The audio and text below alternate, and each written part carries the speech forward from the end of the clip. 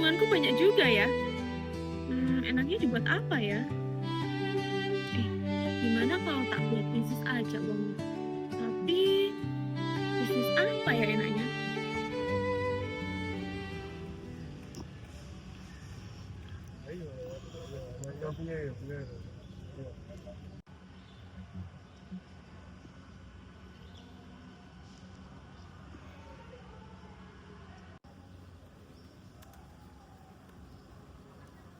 Nah, ini nih, kayaknya kalau aku buka jasa cuci sepatu di kawasan kampus cocok deh untuk mahasiswa, dosen. Pasti mereka pada minat sih. Adi, sini. Sini bentar. Woi, kenapa?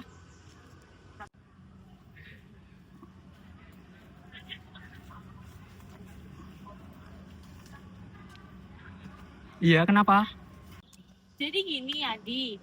Kebetulan aku itu pengen buka jasa cuci sepatu.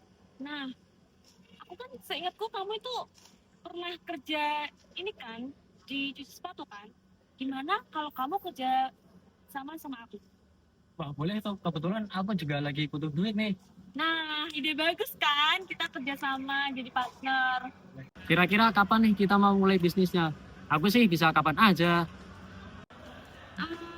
Gimana kalau besok kamu siap nggak kira-kira?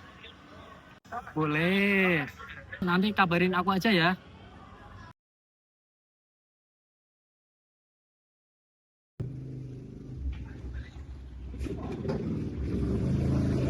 Ini persiapan, tulisannya kok impor. Oh alah itu mahal itu soalnya impor. Ini kita yakin mau pakai ini. Iyalah, kan kualitasnya bagus kalau impor. Terus untuk harganya berapa? Harganya ada deh. Yakin nih mau pakai ini. Iya, karena kalau kualitas kita bagus kan pembeli suka. Oke. Terus untuk harga jasanya berapa? Kalau kita jual harganya 50 deh. Kamu yakin mau pasang 50.000? Bukannya itu kemahalan ya?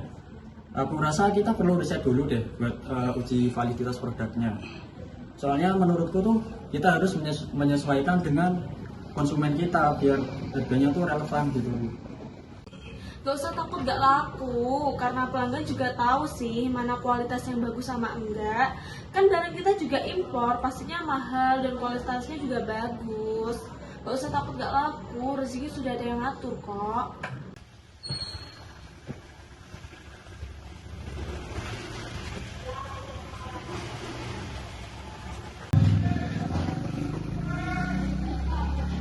Kak, Selamat datang di toko kami kak, silakan. Apa yang bisa kami bantu? Ini kak mau nyuci sepatu. Di sini berapa kak kalau nyuci kak? Untuk pengerjaannya 2-3 hari kak. Untuk harga sepasangnya 50.000. Kok mahal juga ya kak? Di tempat lain harganya nggak segitu. Waktu pengerjaannya juga sama. Jadi gini kak, bentar, saya ambilin ya. Saya jelaskan, karena kami itu menggunakan produk impor yang gimana kualitasnya itu sangat bagus. Soalnya di luar negeri juga pakainya sabun ini. Gitu kak, makanya harganya itu juga mahal. Boleh deh kak, yang itu aja. Berarti ini Selasa udah jadi ya? Iya kak, kalau kakaknya pesan sekarang, Selasa udah jadi kak. Boleh? Ini atas nama kak siapa? Enggak. Kak Winda ya. Nomor HP-nya kak? 0895 3302 90071. Baik, udah saya catat ya kak. Kakaknya apa mau ganti ini uang yang lain? Enggak deh kak, yang itu aja. Pakai ini aja. Ya. Oke. Sudah kami catat kak. Nanti untuk kabar selanjutnya akan saya hubungi lagi. Oke kak, saya pamit dulu ya kak. Ya kak, terima kasih.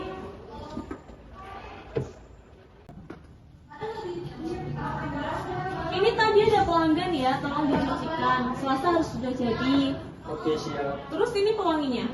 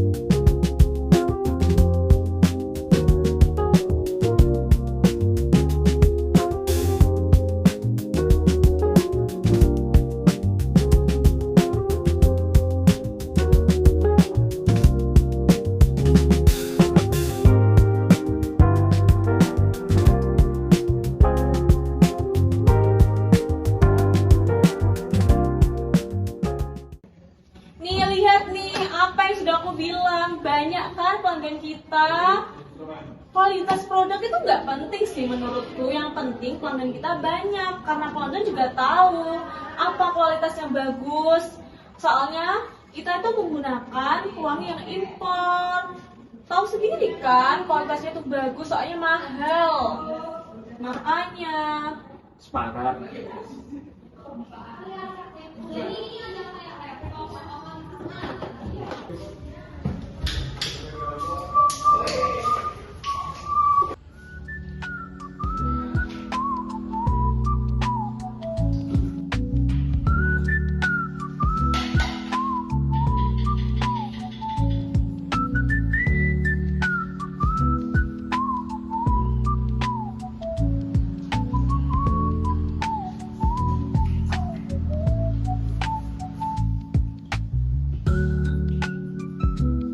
Wah, udah bersih nih, tinggal kasih parfum, beres deh.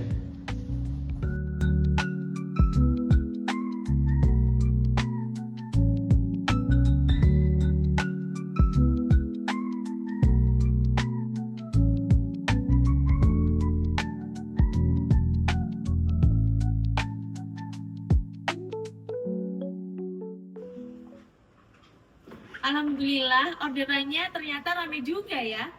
Ini aja udah 5 orderan yang sudah selesai hari ini. Bentar, aku mau cek dulu. Ini Mas Faisal udah selesai, Mbak Sabrina udah selesai, Mbak Nela udah selesai, Mas Farel sudah selesai, Mas Dika udah selesai semua sih. Adi, udah selesai belum? Aman, udah selesai semua kok. Berapa coba? 5 kan? Ini udah semua. Iya, jangan lupa kasih parfum ya yang banyak, biar pelanggan kita itu puas dengan pelayanan kita. Oke.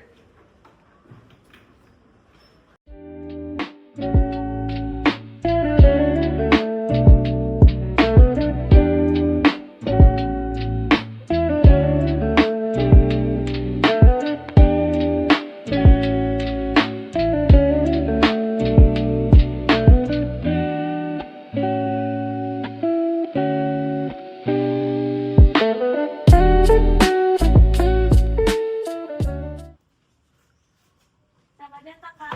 Hah? Ini kenapa ini, Mbak? Kamar mahal, kualitas jelek. Maaf, Kak. Ngelubat sini. Apa itu, Kak? Biar saya perbaiki ya. Terima kasih. Padahal ini kualitasnya gini. Kamu ini gimana ini? Gimana mas? Ada yang bisa saya bantu? Kualitasnya jelek ini. Ini udah pakai barang impor loh mas. Mas. Dari mana? Bau. Bau. Dah.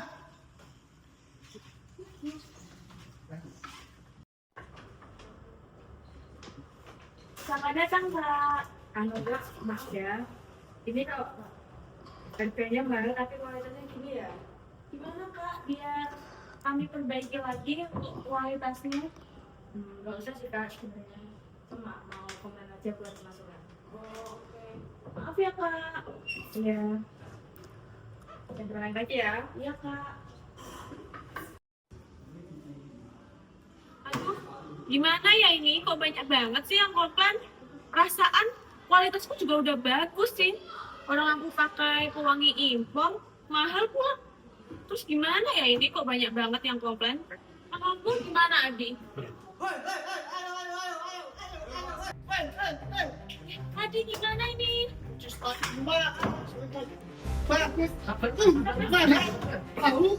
Ini gimana sih? Biar kami Sabar dulu. Ini saya kecewa banget loh nyuci di sini. Ya kan teman-teman. Ya, kami di sini ingin apa? Ingin meminta pertanggung jawabannya. Soalnya kami dirugikan banget, santai mas. Ini kita usahakan untuk bisa damai. Ini bagaimana dari Anda mau bertanggung jawab atau tidak? Ya kan teman-teman? baik Mas, dari kami sendiri kami akan tanggung jawab atas kesalahan yang telah kami lakukan. Bener nggak nih? Mas, bener. Sampai dulu. Saya Ganti sepatu kalau nggak boleh. Ya itu dari teman saya minta ganti sepatu karena saking kecewanya dengan kinerja Anda. Waduh Mas, mohon maaf ya Mas kalau ganti sepatu kami. Ya tapi kami tidak mau tahu, yang penting Anda harus mengganti rugi semuanya. Masalahnya sepatunya rusak, Mbak. Iya mas, iya mbak. Bagaimana mbak? Ya, nanti kita tanya. Oke, dari pihak kami sendiri kami akan atas satu ya Mas permasalahan dari sepatu kalian. Ada yang rusak belum, ada yang hilang atau gimana? Ya udah, intinya kami tunggu ya mbak. Iya Mas, nanti kami akan mengupas lagi melalui WhatsApp yang Secepatnya. Ya, secepatnya. iya. Ya. Yuk teman-teman, bukan depan. Oke, maafin Mas, maaf Mbak.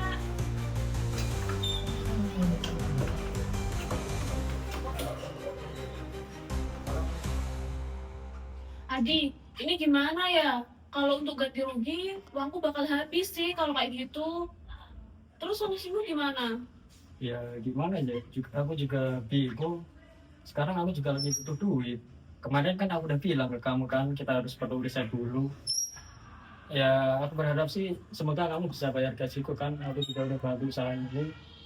Kalau untuk usaha kamu ya semoga bisa lancar lah ke depannya. Adi, kamu mau kemana?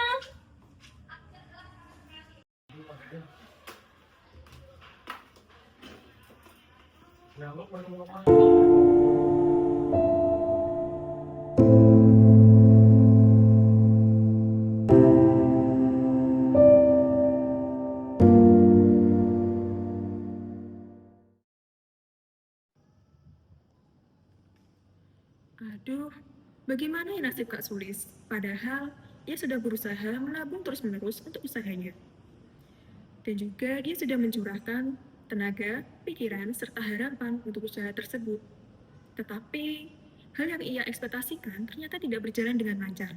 Karena ia meyakini bahwa usaha tersebut akan berjalan dan disukai oleh banyak orang.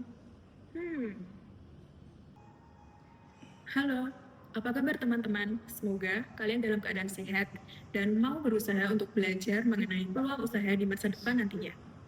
Di kesempatan kali ini, saya Asyaka Azrai Purnima dan tentunya bersama kalian akan membahas mengenai kewirausahaan, startup, dan juga peluang usaha. Setelah kita menyaksikan bagaimana Kak Sulis membangun usahanya, kita bisa melihat bahwa kita telah mengorbankan banyak waktu, tabungan, dan tenaga. Namun, itu semua tidak sesuai dengan apa yang ia harapkan, dikarenakan usahanya tidak berjalan dengan baik. Banyak sekali pelaku usaha telah mengalami hal serupa seperti yang Kak Sulis. Hal itu bisa terjadi karena mereka tidak pernah memikirkan satu pertanyaan saja. Jadi, pertanyaannya ialah, apakah produk ini benar-benar dibutuhkan oleh masyarakat? Banyak sekali orang yang berpikiran bahwa ide yang mereka miliki akan disukai oleh banyak orang. Padahal kenyataannya belum tentu seperti itu. Contohnya seperti yang Kak Sulis lakukan tadi. Jadi, ia membuat sebuah usaha di mana usaha itu merupakan jasa cuci sepatu. Dan ia beranggapan bahwa mahasiswa pasti membutuhkan jasa cuci sepatu karena mereka tidak punya waktu banyak untuk mencuci sepatunya sendiri. Nah, oleh sebab itu, seharusnya Kak Sulis memikirkan hal yang itu. Yang pertama, apakah jasa cuci sepatu benar dibutuhkan oleh orang. Dan yang kedua, apakah jasa cuci sepatu dalam barang itu harus berkualitas atau yang diperlukan hanya harga terjangkau saja. Dari hal tersebut, kita bisa mengetahui bahwa masalah yang diselesaikan apakah bisa benar-benar dirasakan oleh orang-orang. Akibatnya, produk sudah jadi, modal sudah habis, dan pasar tidak berjalan dengan apa yang kita harapkan. Dan oleh sebab itu, bisnis yang kita lakoni berhenti di tengah jalan. Untuk itu, mari kita bedah satu persatu. Mengapa banyak sekali pengusaha pemula yang gagal? Menurut berbagai laporan atau penelitian dan juga startup, dikatakan bahwa bukan karena kekurangan modal, serta bukan karena kekurangan teknologi, melainkan karena kita membuat sesuatu yang tidak dibutuhkan oleh pasar.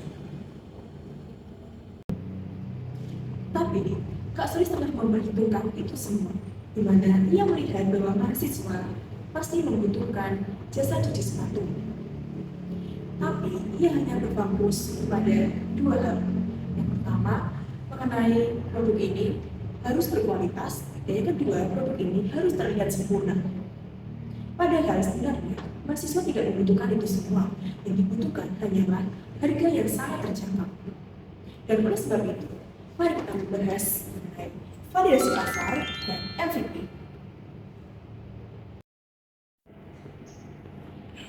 Nah, sekarang kita akan membahas mengenai validasi pasar. Jadi, apa sih validasi pasar itu? Secara sederhananya, validasi pasar sendiri itu memastikan bahwa produk, ide, atau layanan itu akan dibutuhkan oleh orang atau tidak. Nah, dengan kata lain, hal ini dipastikan untuk menjawab satu pertanyaan. Apakah produk yang kita buat itu bisa dibutuhkan atau digunakan oleh masyarakat? Nah, setelah kita membahas apa tadi bagian dari validasi produk, sekarang kita akan membahas mengenai MVP. MVP sendiri menghasilkan dari minimum viable product, di mana secara sederhananya MVP merupakan bentuk sederhana dari sebuah produk yang memiliki fokus utama, dan hal ini akan digunakan oleh pelanggan. Tujuannya bukan untuk mencari kesempurnaan bagi sebuah produk, tapi untuk menguji apakah solusi yang kita berikan pada pelanggan itu sudah berdampak positif atau bermanfaat.